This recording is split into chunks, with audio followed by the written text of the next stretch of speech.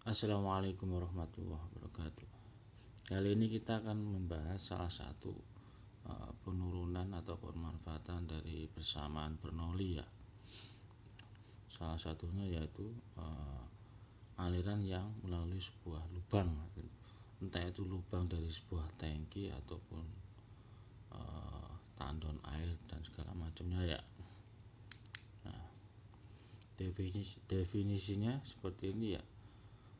Lubang adalah bukaan pada sebuah dinding atau dasar tangki di mana zat cair mengalir melaluinya. Nah, lubang ada bermacam-macam tergantung dari kesulitan pembuatannya ya.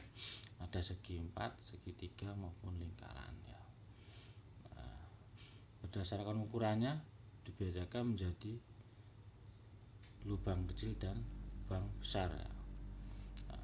Jika pada lubang besar dan apabila sisi atas dari lubang tersebut berada di atas permukaan air di dalam tangki, maka bukaan tersebut dikenal dengan peluap ya. Peluap ini juga berfungsi sebagai alat ukur debit aliran ya, biasanya pada jaringan irigasi ya. Peluap dengan ukuran yang besar disebut dengan bendung ya, selain sebagai pengukur debit ya.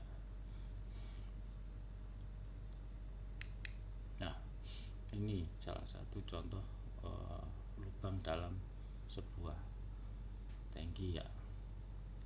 Ada lubang, ada peluap ya.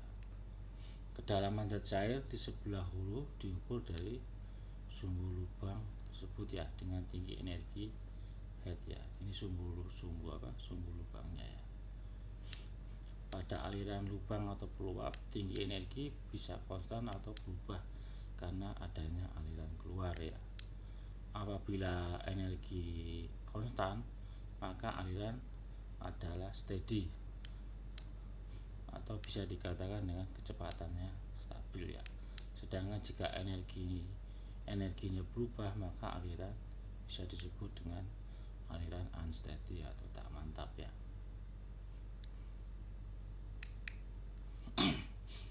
Berikut kita bahas masalah koefisien aliran ya. Nah, jika ada aliran melalui sebuah lubang seperti ini ya, dan zat cair tersebut mempunyai kekentalan, maka beberapa partikel mempunyai lintasan-lintasan yang membelok dan mengalami kehilangan tenaga ya. Setelah melalui lubang pancaran air, maka air akan mengalami sebuah kontraksi ya, kontraksi di daerah sini ya. Kontraksi maksimum terjadi pada suatu petampang yang lebih kecil daripada lubang itu sendiri. Nah, di sini ya, tampang dengan kontraksi maksimum biasa disebut dengan vena contracta seperti ini ya. Nah, ibaratnya seperti nozzle gitu ya, vena contracta ya. Pada aliran zat cair melalui lubang terjadi kehilangan tenaga yang menyebabkan aliran akan lebih kecil dibanding aliran zat cair yang ideal. Nah, semua itu bisa ditunjukkan dengan beberapa koefisien ya, yaitu koefisien kontraksi, koefisien kecepatan, dan koefisien debit ya. Nah, ini. Yang pertama, koefisien kontraksi ya, adalah perbandingan antara luas tampang aliran pada vena contracta ini ya dengan luas lubang A sini ya. CC sama dengan AC dibagi A. Ini ya, AC dibagi luas penampang AC dibagi dengan luas penampang A ini ya. Koefisien kontraksi tergantung dari tinggi energi dan bentuk ukuran lubang. Rata-ratanya biasanya 0,64 ya. Terus perbandingan antara kecepatan aliran pada vena contracta dan kecepatan teoritis dikenal dengan koefisien kecepatan atau CV ya.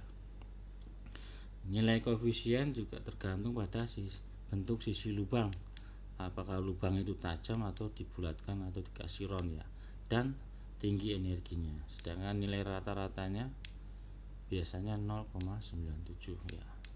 Ini ya, CV sama dengan kecepatan nyata pada vena kontrakta dibagi dengan kecepatan teoritis. Nah, CV sama dengan VC dibagi V. Nah, terus untuk koefisien debit adalah perbandingan antara debit nyata dengan debit teoritis ya. Dinotasikan dengan CD ya. CD sama dengan debit nyata dibagi debit teoritis. Nah, debit nyata sama adalah kecepatan nyata dikali luas nyata tampang aliran ya. Sedangkan debit teoritis kecepatan teoritis dikali luas lubang sini ya. Jadi CD sama dengan VC per V kali AC per A ya. Jadi CD sama dengan CV kali CC. Nah, koefisien debit sama dengan koefisien kecepatan dikalikan koefisien kontraksi ya. Nilai koefisien debit tergantung dari nilai koefisien kontraksi sama koefisien kecepatan tadi ya. Biasanya rata-ratanya 0,62. Nah, ini salah satu contoh dari lubang ya, lubang yang tadi ya. Apabila kita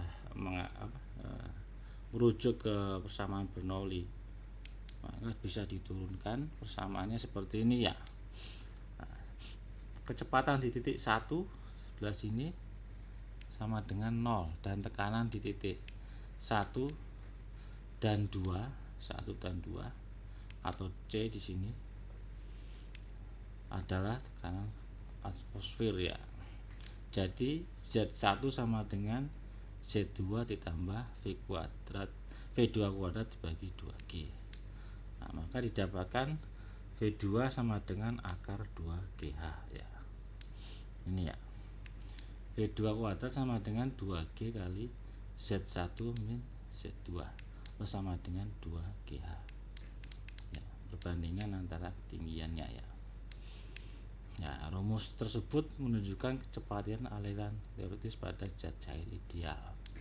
Nah, sedangkan pada keadaan real terjadi kehilangan tenaga yang disebabkan oleh kekentalan atau adanya vena kontraktor tersebut ya. Untuk itu perlu dimasukkan koefisien kecepatan atau CV, sehingga VC sama dengan CV kali V2. VC sama dengan CV kali akar 2GH ya. Nah, terus sedangkan debitnya yaitu Q sama dengan AC kali VC, di mana AC adalah luas penampang aliran di vena kontrakta ini ya. Nah, luas penampang C lebih kecil daripada luas penampang lubang. Dengan memperhitungkan koefisien kontraksi, maka CC sama dengan AC dibagi A, atau AC sama dengan CC kali A. AC luas penampang dari vena kontrakta, sedangkan CC koefisien kontrakta, dan A adalah luas penampang dari lubang ya. Maka debit aliran menjadi Q sama dengan AC kali VC sama dengan CC kali A kali CV kali akar 2GH, atau sama dengan Q sama dengan CD kali A kali akar 2GH. Jadi tadi kan koefisien debit dari vena kontrakta ya. Persamaan ini dapat digunakan untuk mengukur debit aliran semua zat cair berbagai bentuk lubang kecil. Tetapi koefisien dari debit ini harus ditentukan dengan berbagai percobaan ya, sehingga didapatkan rata-ratanya nanti ya. Biasanya sih 0,62 ya. Berikutnya kita bahas lubang terendam ya. Apabila ada sebuah tangki yang terendam seperti ini, terus di bawahnya ada lubang yang terendam dengan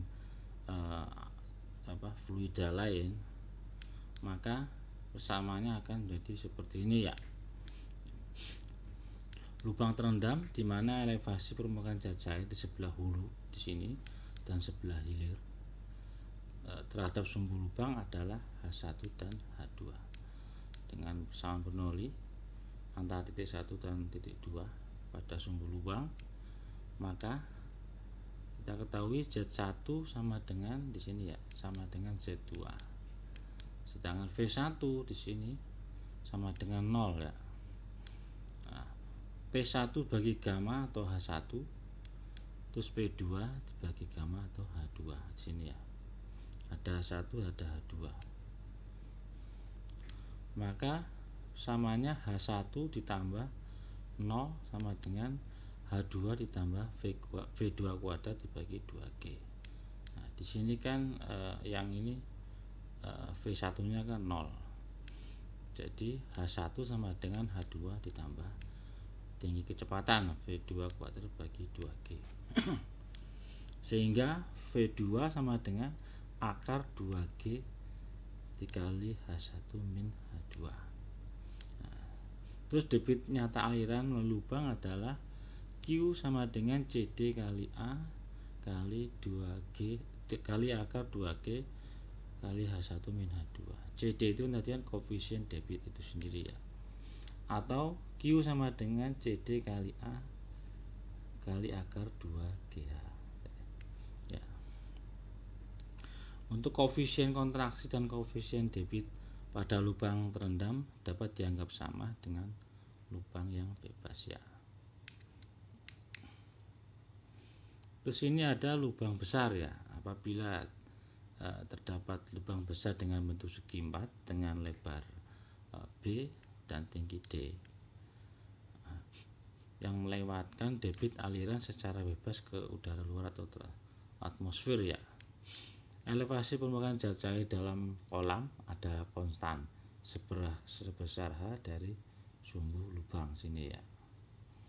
Distribusi kecepatan pada vena kontrakta atau CC potongan sini adalah sebanding dengan akar kedalaman pada setiap titik ya.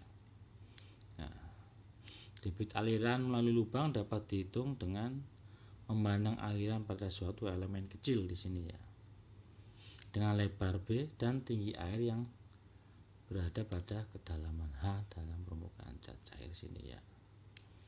Maka kecepatan aliran yang melalui elemen tersebut yaitu V sama dengan CV kali akar 2GH.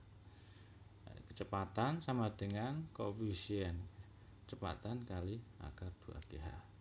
Sedangkan debit yang melalui elemen tersebut DQ sama dengan CD kali B kali DH elemen kecil ini ya, dikalikan akar 2GH. Nah,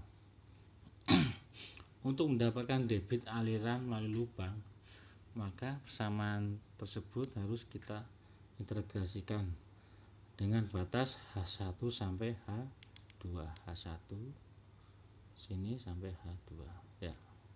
Sehingga persamaannya seperti ini ya. CD kali B kali 2G batas H2 H1 integral H akar H dengan batas H2 H1 DH, sehingga didapatkan persamaan 2/3 CD kali B kali akar 2G kali H pangkat 3/2 batas H2 H1. Nah, sehingga didapatkan Q sama dengan 2/3 kali CD kali B kali akar 2G kali H2 pangkat 3/2 min H1 pangkat 3/2 ya. Apabila zat cair mempunyai kecepatan awal atau V0, maka persamaan menjadi seperti ini. Jadi tinggal ganti ya. Jadi Q sama dengan 2/3 CD kali B kali akar 2G kali dalam kurung H2 plus V0 kuadrat plus 2G pangkat 3/2 dikurangi H1 plus V0 kuadrat bagi 2G pangkat 3/2 ya. Nah, ini aliran lubang besar dengan lubang terendam sebagian. Nah, kalau ada kasus seperti ini, maka rumus debit aliran melalui lubang yang besar yang terendam menjadi Q sama dengan CD kali H2 minus 1 kali akar 2G ya. Apabila elevasi muka air hilir berada di atas sisi bawah lubang seperti ini ya, dan di bawah sisi atas, maka area tersebut melalui lubang terendam sebagian. Analisanya merupakan gabungan antara aliran lubang terendam dan aliran lubang bebas. Maka rumus debitnya menjadi seperti ini ya. Q sama dengan Q1 bebas, lubang bebas, ditambah Q2 lubang yang terendam. Jadi persamaannya Q1 sama dengan 2/3 CD kali 2G kali H2 pangkat 3/2 dikurangi H1 pangkat 3/2. Sedangkan Q2 CD kali B H2 minus 1 kali akar 2G ya. Mungkin sekian dari saya. Untuk contoh soalnya silakan dipelajari sendiri ya. Kalau ada yang bertanya silakan. Wassalamualaikum warahmatullahi wabarakatuh.